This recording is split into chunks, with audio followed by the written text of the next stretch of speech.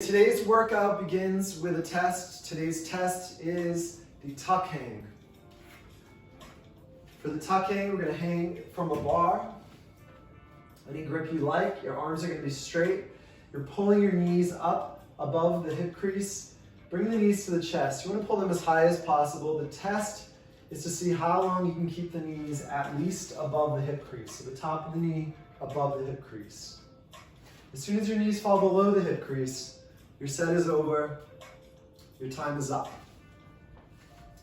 If you are advanced, you might try the straight leg L hang. For the straight leg L hang, you have your legs straight, your toes pointed, your toes are above the hip crease. As soon as your toes fall below the hip crease, your set is over, your time is up. If you don't have a bar, today the alternative will be to lie on your back, tuck up into that tuck hang position with your arms extended up. Imagine you're hanging from a bar. But for our purposes here, we're going to have the shoulder blades up off the ground. And the test here is to keep the tailbone and the shoulder blades off the floor, the arms extended back in line with your ears. And you're staying here for time. As soon as your tailbone and or your shoulder blades touch the floor, your set is over, your time is up. For the workout today,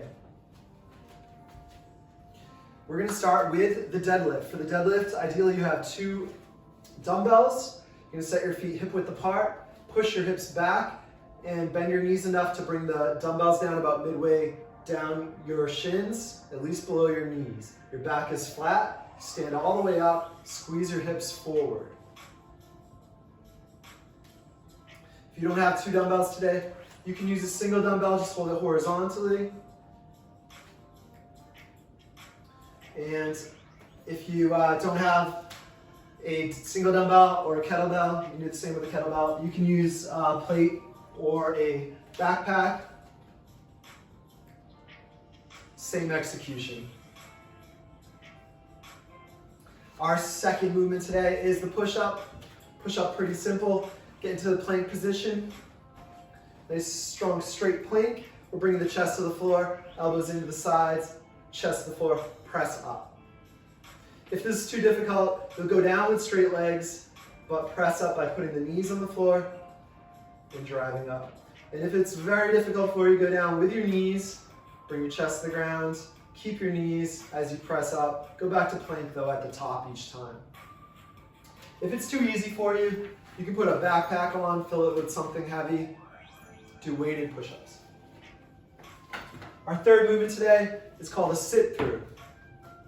For the sit-through, we're going to be in a quadruped position on your feet and your hands. Your knees are off the floor. From here, we're going to turn to one side and thread the opposite leg through, extending that leg out straight, and then we return to the quadruped position. Again, we're going to rotate, thread the leg through, bring the hip down towards the floor, like you're sitting down towards the floor, and then back to that starting position. Threading the leg through, bringing the hip down towards the floor, rotating back into the position.